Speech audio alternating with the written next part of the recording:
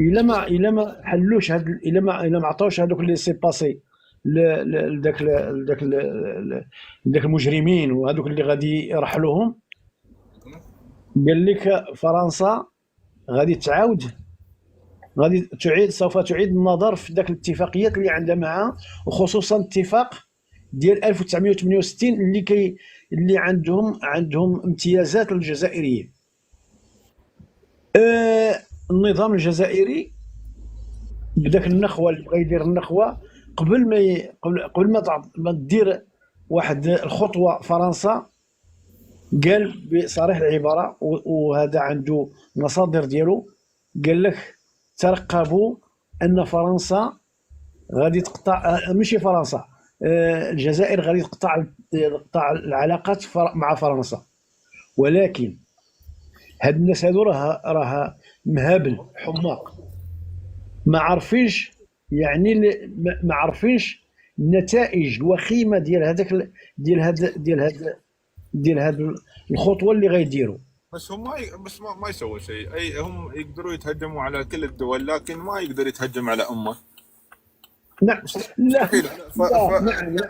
هاي ارضاء للشعب، انا اشوفه ما اشوف انه في شيء يعني صدق هم يقدرون يسوون شيء. هاي مجرد ارضاء للشعب وبس، يعني اشباع الرغبات خلينا نقول الرغبات الخربطانيه لدى الشعب، بس ما يقدرون يسوون شيء لفرنسا. شوف، هذه هما داك العنجريات ديالهم، داك جنون العظمه غادي كي يعني يقدروا يديروا اي حاجه غير باش يبانوا كيف كيقولوا هما شواكر. الناس ما تيحسبوهاش يعني بطريقه علميه ومقلبين. قصدك دبلوماسيه يعني؟ ايه لا، 1+1=2. هما كيحسبوا لهم 1+1=5. ما تيحسبوا. الموريسكي تعال بحسابك الاساسي لا تطل. عليكم السلام. ثواني اخوي بن المغرب نشوف بامبا شو اسمه. تفضل غالي. تفضل ابراهيم. السلام عليكم. تفضل. الله يزيد فضلك يا اخي. والله راني نسمع في النقاش تاعكم وراني مستغرب على كل حال ارفع صوتك عشان نستغرب ونكتب بعد. قلت لك راني مستغرب فيكم انتم كمسلمين وكعرب. لا اظن انكم مسلمين. شايفنا الحين انتم مسوين مرقص مثلا، انت مستغرب منها؟ ما سوينا شيء غلط اظني. نعم، كي نعطيك افكاري ونعطيك واش راك تتكلم تعرف علاش راني مستغرب. صح، زين خلينا نستغرب. تفضل اخوي. انت يعني انت كمسلم وكعربي انت راك تشجع في فرنسا وعلى الجزائر وتقول باللي فرنسا لا يستطيعون. وعلى ما اظن السنوات اللي كانت فرنسا ضاغطه على النظام الجزائري، وكان النظام الجزائري يمشي مع فرنسا، كنتوا راضيين، قلتوا فرنسا امهم. ولكن الان نهار اللي جا رئيس رجل يعني يضرب في الصهاينه ويضرب في الصهيونيه العالميه اللي انتم راكم باطحين بها. لكن هذا الرئيس اخوي ابراهيم مو هو اول واحد يعني اللي استقبل ماكرون وسلم عليه وحضنه. ايه نعم، معليش انا جايك انا بس لو تشرح لي موضوع الحضن. نعم دوك نشرح لك الموضوع. يعني انت يا واش كنت تقول للمغربي، كنت تقول له الدبلوماسيه، والدبلوماسيه لا تنطبق عن الجزائر، تنطبق غير عليكم انتم كي تطبعوا مع الصهاينه وكي تركعوا للصهاينه وكي تقتلوا ابناء غزه. يعني انتم يجوز هذيك دبلوماسيه. نعم. وعند الله عندما تلتقي الخصوم، اسمعني اخي اسمعني. خاصمك الغالي، ما حد مخاصمك. ثواني نقطه. لا انت عندما تلتقي الخصوم وش تقول؟ الله سبحانه وتعالى على ابناء غزه. خاصم من؟ انا لم اقل شيء، انا اتناقل الاخبار الرسميه. صحيت. انا اعطيني خبر برك. هذا اللي راك دايره في الصوره، هل مطبع ولا لا؟ هل هو مطبع ولا لا؟ كل مطبع، ما في دوله في العالم مو مطبعه. بارك الله فيك. لا انتم اول المطبعين في العرب، انتم اكبر. يعني بارك الله فيك، انت تعترف يعني انت يا راك غدوه قدام ربي خلاص ما عندكش الحجه. راك اول مطبع. متى رب العالمين حرم التجاره مع اليهود؟ لا خلينا بالتجاره، ما تهضرش على التجاره، نهضروا على التطبيع، ماناش نهضروا على التجاره. وش هو ما تهربش التطبيع؟ من وين الآية السؤال. لحظة، وين الآية اللي تحرم التطبيع؟ الآية اللي تحرم التطبيع، بارك الله فيك. دوك نعطيك الآية اللي تحرم التطبيع. يلا عطني يا زين تفضل. بارك الله فيك. شوف أخي العزيز، شوف على بالك باللي على بالك باللي هذيك الدولة باللي تبتدي بشوف ما في آية يا أخي أنت تعرف باللي بنو إسرائيل باللي منبوذين، تعرف باللي ربي سبحانه وتعالى. ليش إسرائيل مو بنبي؟ يا أخي مانيش نهضر لك عن نبي إسرائيل، أنا نعطي لك بنو إسرائيل اللي كفروا بإسرائيل النبي. عطني آية تحرم التجارة وياهم. نعم دوك نعطيك اكثر من الايه، اكثر من استغفر الله، القران ما كاش فوقه. شوف انت دوله تقتل لك اخواتك ابناء صغار 50,000 في عام، 50,000 طفل غزاوي، وتبحث على الايه. عيب عليك تبحث على الايه. عيب عليك انت دوله تقتل لك 7 مليون في 20 سنه وتتاجر وياها وتهاجر لها، مو بعيب عليك؟ ولا يتاجر وياها شكون يتاجر وياها؟ تاجر ويا فرنسا قتلت منكم 7 مليون. نعم قتلت معنا 7 مليون شهيد ونحن نفتخر. تفتخر بايش؟ تفتخر بالقتلى؟ شو تفتخر؟ بالشهداء. نعم نفتخر بالشهداء. تعرف الشهيد في الاسلام ولا ما تعرف؟ معناتها زين، معناتها جاوبني يا مسلم يا منافق، جاوبني. الشهيد شوي المسلم ما يقول حق اخوه منافق. يا اخي انا جاي نطرح لك السؤال. الشهيد انا ما نطرح لك سؤال. الشهيد عند الله، ما كان الشهيد عند الله ما هي؟ عند ربهم احياء يرزقون، هذه ما قلنا شيء. بارك الله. انا افتخر بالشهيد اللي عند ربي حي. انا افتخر بالشهيد. الله لا انت ما عندك شهيد، انت عندك مطبع. انا افتخر بشهيدك انت. ما عندك شهيد واحد في بلدك، واحد ما عندكش. ما ابغي. ليش؟ بارك الله فيك. شوف انت طبع مع اليهود. افتخر اقول لهم والله فرنسا قتلت فيني 7 مليون. شوف اسمع لي. انت ما تفتخرش بالشهداء، وما تفتخر اسمعني، تفتخر باسرائيل وتفتخر بملك مطبع وتروح الجهنم. يا شهيد ثواني انتظر انت شوي. انت قلت اسرائيل الدين حرم التجاره معهم، ان كذا وكذا وكذا. لا ما قلتلكش حرم تجاره، لا مع اسرائيل ما قلتلكش مع اليهود، قلت مع اسرائيل. مع اسرائيل. انت قلت لك ليش؟ ثواني يا اخي ثواني. قلت لك انت ليش؟ قلت لي لانهم يقتلون الاطفال وقتلوا 5,000 في سنه. قلت لك ما هو الفرق بين هذا الاسرائيلي؟ ماشي 5,000 لا 50,000. مليون يا سيدي، مليون. مليون نعم. قتلوا 50,000 في ظرف سنه. وانت تطبع معهم. ثواني يا اخي ثواني. قلت لك ما هو الفرق بين هذا والثاني اللي قتل منك 7 مليون؟ عطني الفرق. نفس الشيء. لماذا تهاجر مع الفرنسي؟ لا كيف أتاجر مع الفرنسي؟ أنا لماذا تتعامل معه؟ الفرنسي نقول لك شوف سامحني. الفرنسي دار معايا حرب وقتل لي شهداء تاعي، ودرت معاه وثائق، مضيت معاه وثائق، وحبسنا الحرب في 62 ودينا استقلالنا في 62 وراحت وماضت. ولكن الإسرائيلي الآن يومنا هذا يقتل في أخوتك. والحين فرنسا هي نفس فرنسا اللي قتلتك يا ابوه لماكرون، نفس الشخص اللي كان موجود في عهد الاستعمار، يعني ما فرقت. نفس الدولة اللي قتلت شعبكم هي نفس الدولة اللي موجودة حاليا. نعم نفس الدولة. صح. ولكن يعني وين الغلط؟ لكن صحيح تبارك الله فيك. قتلت في السابق في خاوتك اليوم.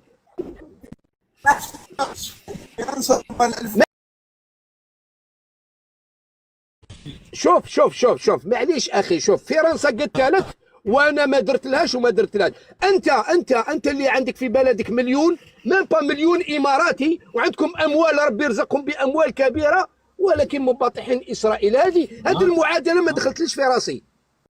اخ جسيم لحظه دقيقه فقط. ثواني بس يا اخي ثواني. ترى الكلام موجه لي مو موجه لك انت. كيف يعني منبطحين لاسرائيل؟ ممكن تشرح شوي؟ انا نقول لك كيف منبطحين لاسرائيل.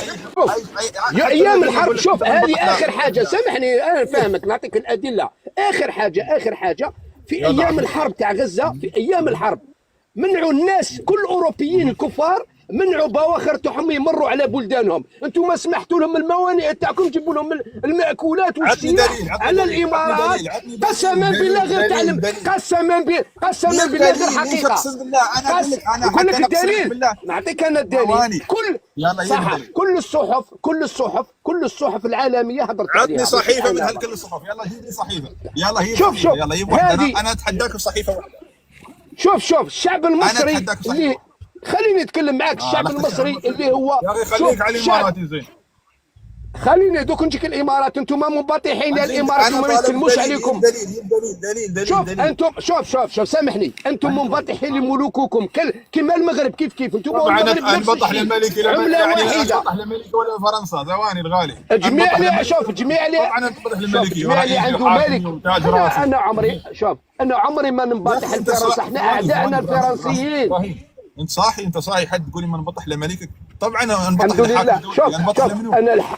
شوف انا الحمد لله صاحي، وعمري دائما صاحي. يا ابراهيم ثواني، بالعقل اخوي بالعقل. انت قلت منبطح لاسرائيل، شوي قلت منبطح لملكك، شوي منبطح لكذا، انبطح لمنون زين؟ ما احدد. انت فيك عن البطاح. لا شوف ملكك منبطح لاسرائيل وانت منبطح للملك تاعك، نفس الشيء. شوف نعطيك دليل اخر، نعطيك دليل اخر باللي ما اعطيك الدليل الاول، تعطني الثاني.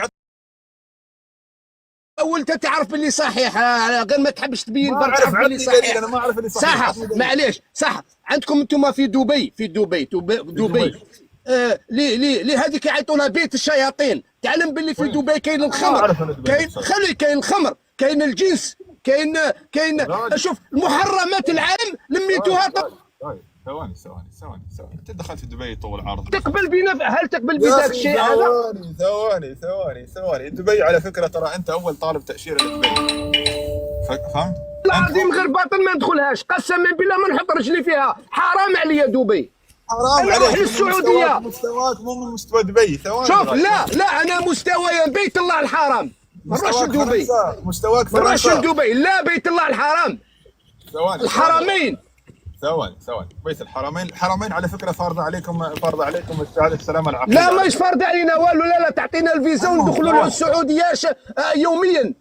ثواني زين، خلينا نتكلم لو سمحت، اول شيء انت قلت كلام المقطع الى اسرائيل، هاي مررتها فيني ارد عليك وبرر لك الموقف، لكن ابينك نفسك السالفه. قلت لك جيب دليل، قلت كل الصحف تكلمت، قلت لك عطني صحيفه، ما تكلمت.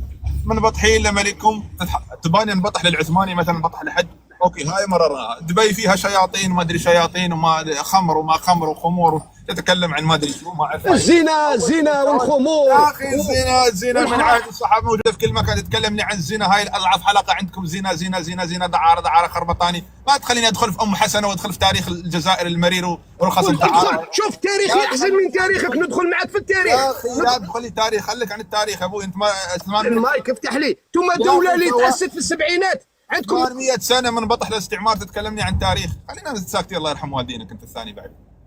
لا جمله مفيده يا اخي. انتظر ايش فيك معص؟ انتظر يا اخي، انتظر ثواني، انتظر شوي.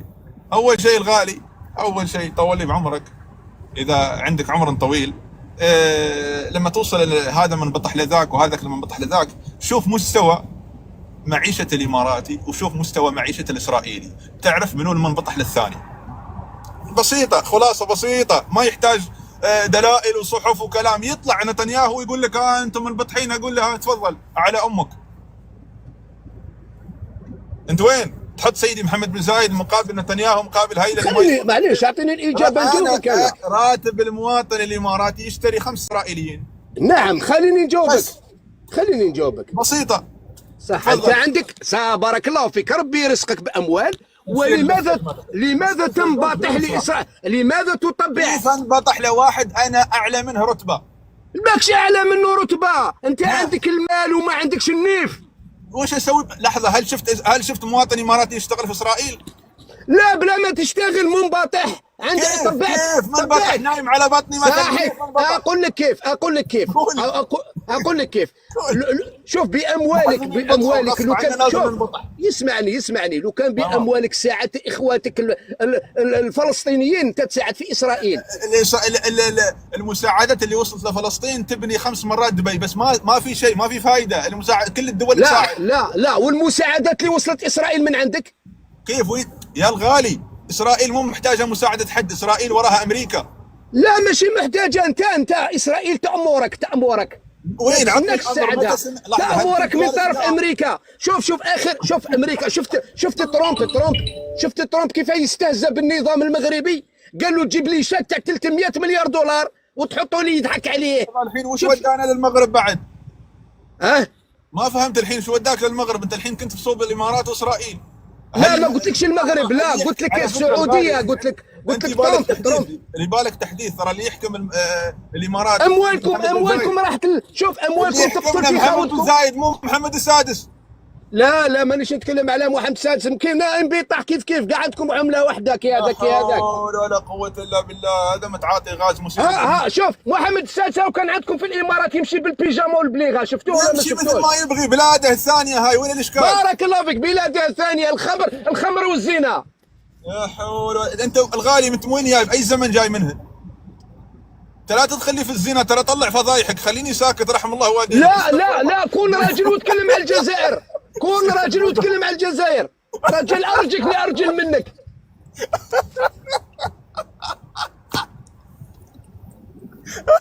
الله فشلني التعليق يا شيخ البدو. والله شفت واحد الفيديو تاع اسرائيليين في دبي، اقسم بالله غير دهشت. اسرائيليين في دبي. لحظه، انت من بين كل الناس اللي تصير دبي ما شفت الا الاسرائيليين؟ يعني خليت كل العالم اللي يصيروا دبي شفت الاسرائيليين بس؟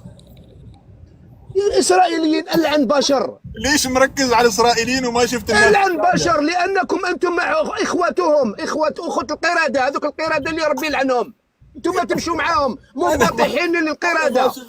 على الاقل الاسرائيليين ما يتكلمون عن الزنا واعراض الناس. الحمد لله اللي استعرفت، الحمد لله. ان شاء الله تحشر معهم يا الله غدا رمضان يا رب، ان شاء الله تحشر مع اسرائيل انت والمغربي يا رب، ان شاء الله تحشر مع اسرائيل يا الله. رانا في ايام، شوف ايام رمضان يا رب، ان شاء الله تحشر معاهم. واللي يتكلم في اعراض الناس وين يصير؟ انا عمري ما اتكلم في اعراض الناس. قبل شوي تقول زنا واعراض وخمر وما ادري. نعم دبي بلاد الزنا، دبي. انا ما قلتلكش الاماراتيين، قلت لك دبي العاصمه وسارع شطاط حاشا ولله. اروح نرحب بك، شوف نرحب بك انا في الجزائر. الغالي طار منو طيره؟ طيرت لنا البركول هذا. شو استغفر، منو عنده اشراف يا جماعه الخير يطلع لنا الناس؟ ترى ما اعرف منو اللي عنده اشراف، حد يطلب اشراف. استغفر الله. انزين دامك نزلت اخوي تحت خليني ارد عليه. الغالي اول شيء شوف، نص مواطنينك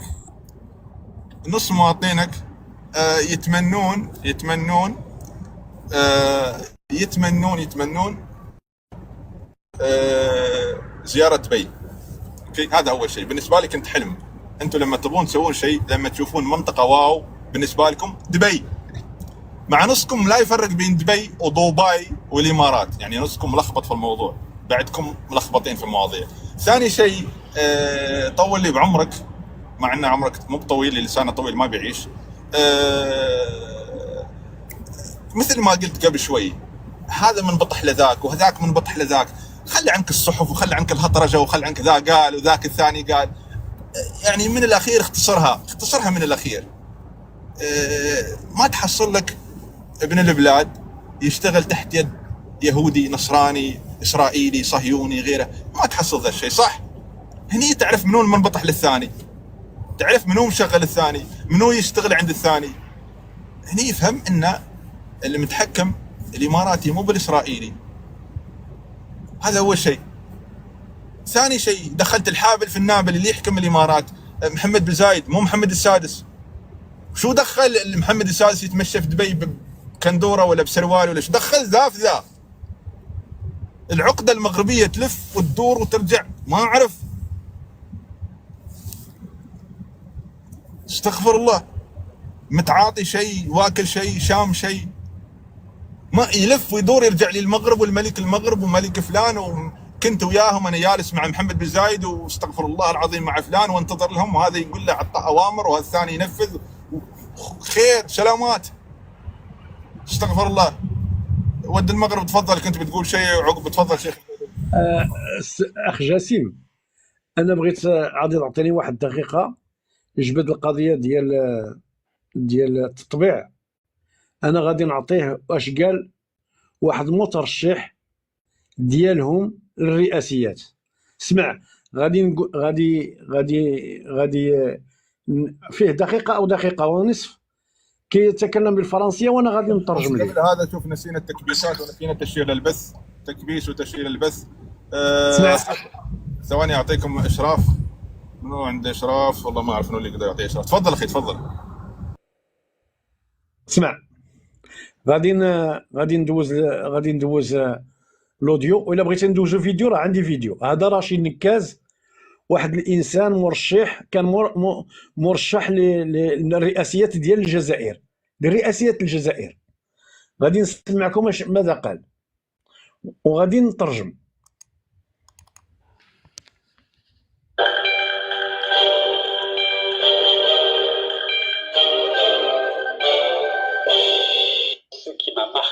C'est l'hypocrisie d'un ministre des Affaires étrangères qui s'appelle Ramdan Ramamra, qui a interrompu les relations diplomatiques avec notre voisin marocain au motif que... ود المغرب دام عندك دليل بس تفضل قول الشرح. تفضل مثل هذه تفضل قول الشرح بس.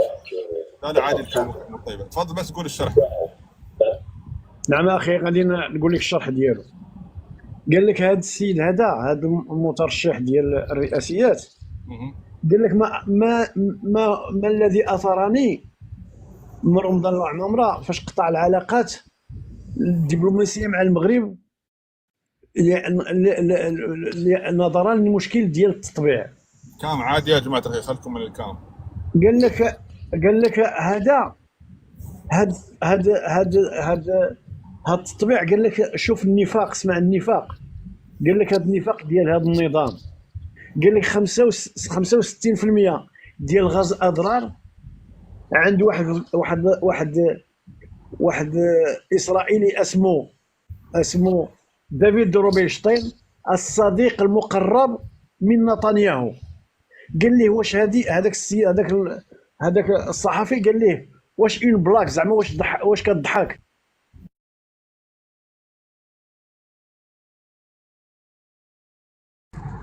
السالفه استوى طار البث، طار القسط. ما اعرف كل البني ادمين اللي في الدنيا، كل حد يفتح بث، كل حد في هالحياه يفتح بث والامور طيبه. يوصل حسابي انا يطير. ما ادري اذا الموضوع من التكبيس، موضوع من التبليغات، الموضوع من ما مبيد حشرات. انا مبيد حشرات. داعش. انا شو سويت لهالبني ادمين؟ انا هاي اخواني في الجزائر ارحموني، بس ناقشوا الفكره بالفكره. خل عنكم التبليغات، وخل عنكم الحركات البايخه اللي ما تسمن ولا تغني عن جوع، لان ما تتطورون بهالامور. بس استغفر الله العظيم. ايه سعد ود العاصمه اشوفه فاتح عشان جينا بند بعد شوي. لكن اخوي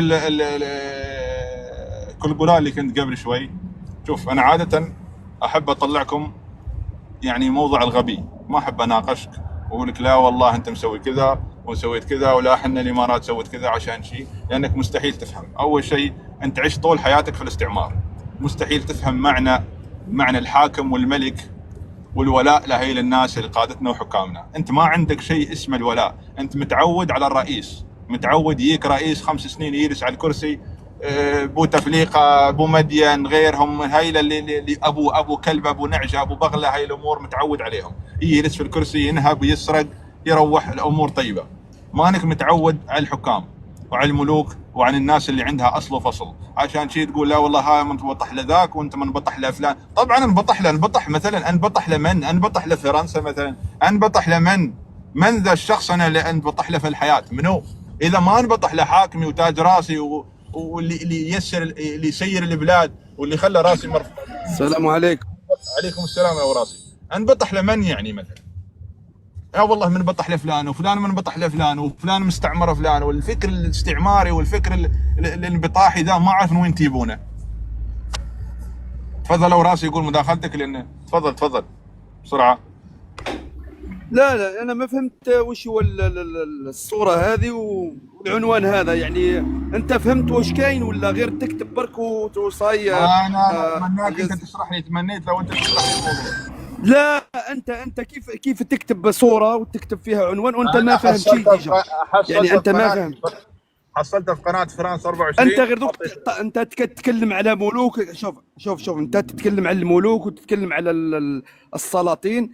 احنا خويا حكم جمهوري، عندنا رئيسنا، عندنا ولي امرنا، وعندنا نظامنا نحبه ونقدره ونحترمه. يا خويا يا اخي انا علاه انت عندك ولي امرك وانا ما عنديش ولي امري؟ يا اخي انا عندي ولي امر يا اخي انت عندك ولي امرك حتى احترمه، هذا يعني شأنك. معليش انتوا اللي قلتوا يا اخي ابن بلادك هو اللي قال. ولكن انت تسب فينا يا جاسم، انت تسب فينا منبطحين واستعمار. روح يا اخي اقرا شوف يا جاسم، كن حيادي واقرا للمؤرخين، وروح اقرا للمؤرخين ماذا قالوا على الجزائر. يعني ما تجي للتيك توك وتبدا. لا ما نقولكش روح انت واش قالوا على الجزائر وعلى الثوره الجزائريه ولا انت استعمار. انا صحيح واستعمرنا. في شيء اسمه في شيء اسمه اكشن رياكشن، في شيء في فعل ردة فعل، يعني لكل اكسي رياكسي. فيعني انا رديت على الانسان اللي قال انت منبطح، بس مجرد رد. كان لازم تركز على اخوك الجزائري اللي تكلم قبل شوي. هاي الرياكشن مالي. انا دخلت وحدي. انا لقيتك حاط. انا ما والله ما حضرت. انا دخلت شوف انا دخلت يا جاسم، لقيت تصويره ولقيت انا على بالي واش كاين بين فرنسا والجزائر. الحمد لله احنا في الطريق المستقبل. شوف انا نعطيها لك يا جاسم اسمعني يرحمك الله والديك. انا جزائري الحمد لله. الآن الجزائر في الخط المستقيم وفي الطريق المستقيم، لأنه تكلموا عليها. يعني أنا جايك لأنه قالوها. يعني لو رأيتم أن فرنسا تطعن في الجزائر أعرفوا بأن الجزائر في الطريق الصحيح، وهذا نعتز به. أنه رئيسنا لم يزر فرنسا. اسمع، شوف لم يزر فرنسا منذ 2019، وهذه يعني خطوة إيجابية ونحب. حتى ولو منو اللي كان يحضن ماكرون لما يحكم المغرب؟ شكون اللي يحضن؟ انتم ما تجيب شعبي مسكين ما وهو في راسه راح يحضن ماكرون. عبد المجيد هو اللي يحضنه. عبد المجيد هو اللي راح ولا الاخر اللي راح؟ قال هو اسمع حتى في ايطاليا. يا اخي شوف انا ابسطك اياها. انا مثلا متزوج او غير متزوج، المهم رحت عند حرمتي او جت عندي وحضرنا بعض. فين الفرق؟ نفس الشيء. اللي في الاخير حضنوا بعض. ما يا اخوي اسمع يا اخوي اسمع. هل شوف انا اتحداك امام الناس، هل تبون ذهب اليه يعني وين المقر نتاع تبون، ام ماكرون والذي جاء يجري كالقط المشؤوم، كالقط الذي يشم رائحه السمك، هو الذي جاي يجري. هو على باله واش قاعد يدير. سيركع والله سيركع. شوف بعد عام سطر الاتحاد الاوروبي. هذه الايام الاتحاد الاوروبي هو مع الجزائر، وفرنسا بقيت وحدها. حتى ايطاليا، اسبانيا، بلجيكا كلهم على الجزائر، لانه سطر لانه اليمين المتطرف هو الذي يحكم في فرنسا. هذا يعني في الاونه الاخيره، وهو اللي يعمل في المشاكل. واحنا الجزائريين والله العظيم. اسمع اخويا شوي على الراحه الغالي. انت قلت القط يشم ريحه السمك القط لما جاء عندكم وشم ريحه السمك، ليش ما طلعتوه؟ يعني ما في رئيس بدون استئذان تحضنه وتبوسه وخلاص وتمشي وياه وتوقع وياه؟ لا حول ولا قوه الا يا جاسم، شوف لازم الفكر نتاعك والعقل نتاعك يكون اكبر من هذا. يعني انت تجيني في التيك توك وشوف والرئيس سلم على هذا، والرئيس كيما جا الاخر نتاعكم كيف يقولوا له، والله ما اعرف اسمه، الحاكم نتاعكم عندما جاء الى تبون، يعني جاء لتبون وبداوا الناس وجاء الى تبون لا يا اخي هذو حكام يعرفون بعضهم. شوف الجزائر ثواني، متى زاركم في الجزائر؟ ماهوش للجزائر في القمه عندما جاء الى تبون كانوا مجتمعين، كانت قمه ما كانت عزيمه. عادي هذه ما تهمني انا، عادي حكام تلقاو يتكلمون بقنايا. لحظه في فرق بين زياره رسميه وفرق بين ملتقى. وين الزياره الرسميه؟ وين تبون؟ وين الزياره الرسميه نتاع ماكرون؟ وقتها جا نعت لي وقتها ما اعرف. شوف قدا عندها كي جا قدا. لا شوف انت قدا عندها كي جا واحد مره واحده يعني جا واحد مره واحده وما جا، من جا مره واحده وصاي وما جا. في عهد التبون جا مره واحده.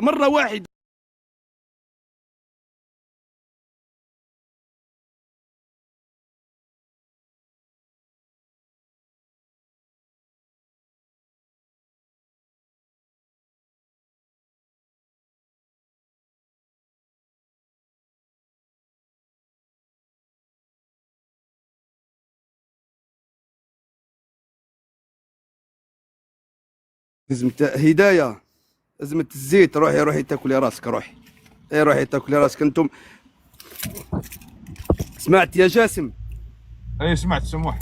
شوف يا اخي، في الاخير انا راح ندخل العمل ان شاء الله. انا نقول لك نحن الجزائريين الحمد لله. اسمع، انا عندي ثقة في نظامي، عندي ثقة في حكومتي، عندي ثقة في رئيسي. انا لا اسب الاخر، كل واحد وبلد. صح. وين صرت اخوي الغالي؟ شوف حتى انا بند البث، يعني اتصال بند البث الحين. السموح ما نقدر نطول في البث بحكم انه والله العظيم اني بس كل مره في مكان.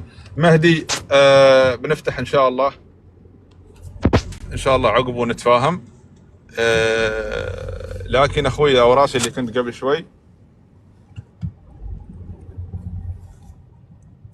تدري شو، ما فيني ارد عليك لانك ملخبط بين المواضيع. يا مره واحده والقط يجي عند السمك والسمك يروح عند القطو وفرنسا تركع وما ادري شو، والكلام اللي نفس الشيء اللي كان يقوله ابو مدين والكلام اللي قاله عبد القادر زمان، ونفس الكره تنعاد، وكل عام يزيدوا عدد الجزائريين في فرنسا، بس ما في شيء. لكن ننتظر ان شاء الله. ما ادري، نحتل فرنسا، نسوي لفرنسا، خلاص بنصير عند اخونا سعد ولد العاصمه فاتح بث ويعني اتصال، وان شاء الله لنا لقاء. تمام، مشكورين والسلام عليكم وشكرا على كل من كبس. والسموح ما قدرنا نطول في البث لان الصدق والله وراي شيء، فلذلك السلام عليكم. والسموح اذا جرحنا شخص ما، واللي ما جرحناه ان شاء الله نجرحه في المره الجايه. تمام، اعتذر منكم جميعا، واللي ما زعلناه نزعله المره الجايه ان شاء الله.